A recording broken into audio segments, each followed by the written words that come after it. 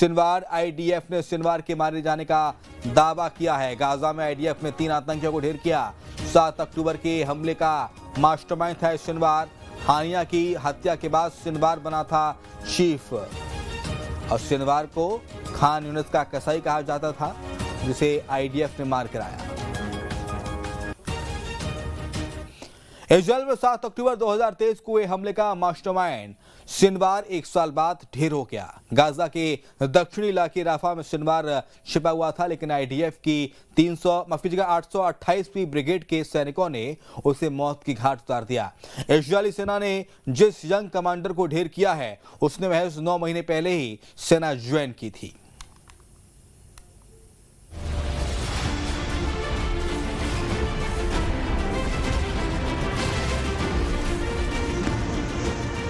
पहले Hamas chief Ismail हानिया मारा गया।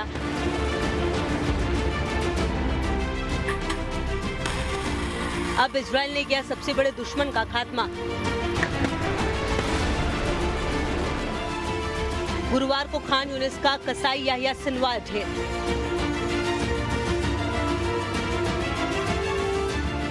सात अक्टूबर 2023 के बर्बर हमले का हिसाब चुकता।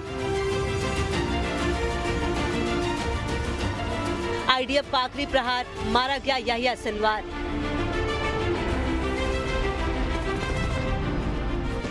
जिस आतंकी के इशारे पर 7 अक्टूबर 2023 को खेला खूनी खेल, जिस आतंकी की वजह से गाजा पट्टी बन गई बारूद का ढेर, इजरायल को गहरे जख्म देने वाला याहिया सिनवार ढेर।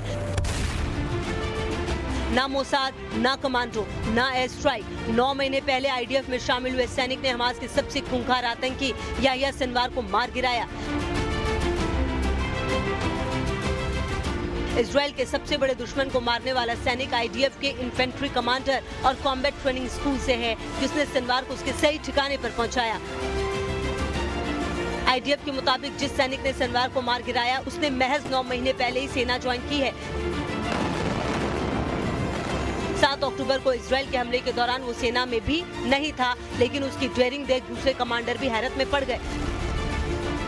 7 अक्टूबर को इजरायल पर हुए हमले का मास्टरमाइंड याहिया सिनवार ही था।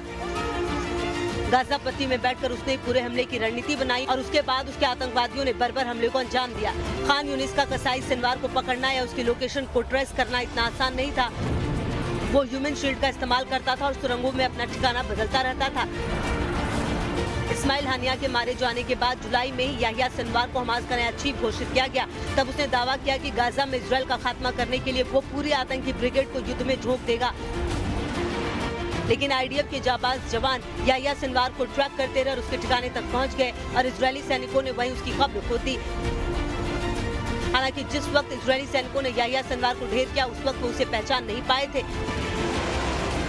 दरअसल गाजा के दक्षिणी इलाके राफा के एक आतंकी गढ़ में ऑपरेशन के दौरान एक बिल्डिंग में 3 आतंकवादियों को इजरायली सैनिकों ने देखा तो उन्हें वहीं ढेर कर दिया। शवों की जांच के लिए जब एक ड्रोन उन्होंने उड़ाया तो उसमें सिनवार से मिलती जुलती शक्ल का एक आतंकी दिखा।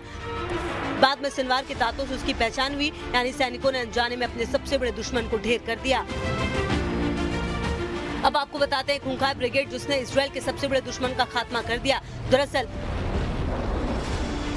खान यूनिस के कसाई याहिया सिनवार को मारने में सबसे बड़ी भूमिका आईडीएफ की 828वीं ब्रिगेड ने निभाई।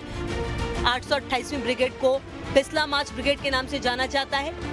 इस ब्रिगेड का गठन 2006 में किया गया।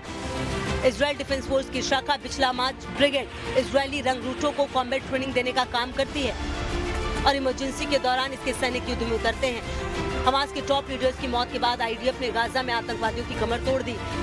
गाजा में अब हमास के गिनती के दिन बचे हैं। 1 साल में कभी बंकर में तो कभी सुरंगों में छिपता रहा याहिया सिनवार अब जहन्नुम पहुंच गया है, जिससे हमास आतंकी के मंसूबे पस्त पड़ गए हैं।